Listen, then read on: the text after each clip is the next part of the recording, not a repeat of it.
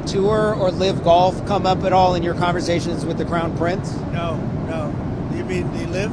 Yeah. No, we didn't discuss it. What about the Saudi intelligence agent? The 9/11 families want a Saudi intelligence agent to be extradited to the United States to face charges for 9/11. Did that come up in conversation? No. But I know all about it, but it didn't come up. On Israel, you're not going to Israel. Does this trip sideline Israel at all? No, not at all. No, this is good for Israel. Having a relationship like I have with these countries, the Middle Eastern countries, essentially all of them, I think it's very good for Israel. Can I ask you again on Israel? On the hostage deal, did any of your people speak with Israel about the release of the American hostage? I'm sorry, on the sanctions lifting of Syria. Let me ask on Ida first. What credit does Israel deserve, if any, for that release of the hostage?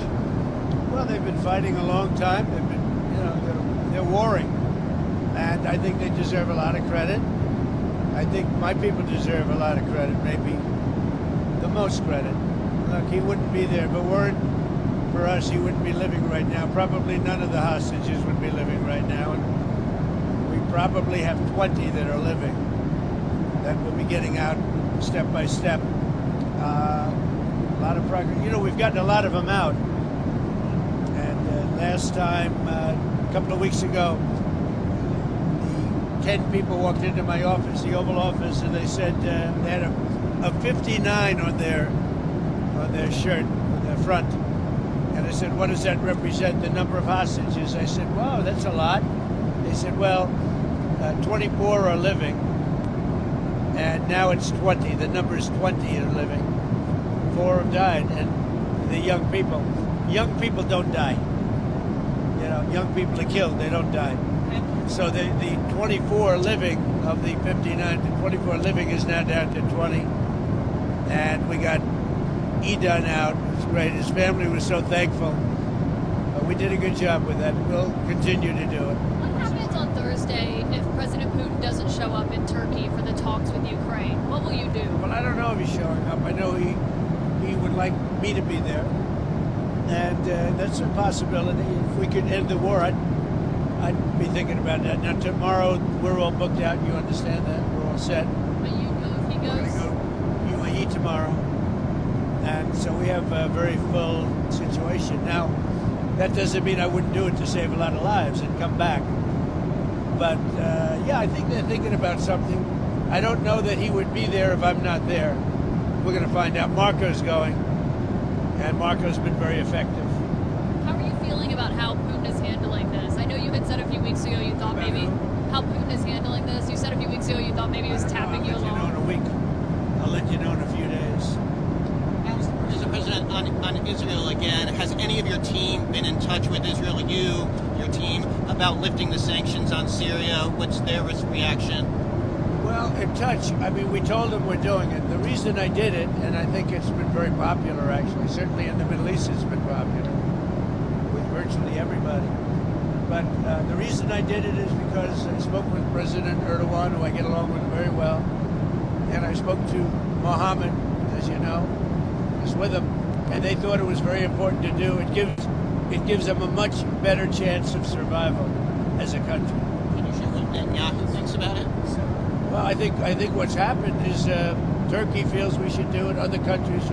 If you looked at my speech last night, which I assume most of you were at, I think the biggest applause was when I said that we're lifting the sanctions on Syria, and that's because they want to give Syria a chance to live and to be great, etc.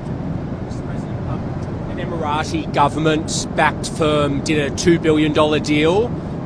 An Emirati government-backed firm did a $2 billion deal using the Trump digital coins. How did that deal come about? I don't know anything about it. I really don't know anything about it. But I'm a big crypto fan, I will tell you. I've been that from the beginning, right from the campaign. I'm a believer in crypto, and if we're not going to do it, China's going to do it. It's the way I look at it. It's like AI. I'm a believer in AI because we have to have it. We're leading China by a lot. And in crypto, we're leading China by a lot. So I'm a big crypto fan. Senator Schumer said he wants to block your Justice Department political appointees until he gets answers about questions about the Qatari plane? What's your Schumer is, he's become a Palestinian. Something wrong with him. I don't know. I've known him a long time, and there's something wrong. He's lost his confidence totally, and there's just something wrong with him. I don't know what it is with Schumer. Yeah, did you have a question? Go ahead. Oh, I've got two questions on Iran and Russia. Are you still considering secondary sanctions on Iran's oil exports?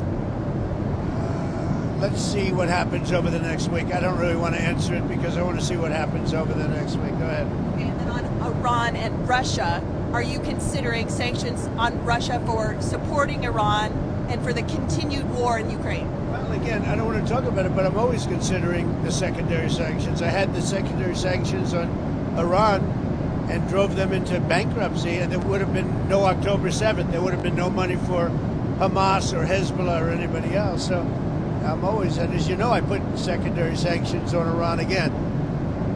And hopefully they're going to make the right decision, because something's going to happen one way or the other. It's very simple.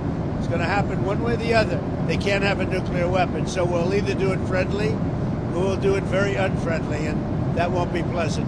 Thank you very much, everybody.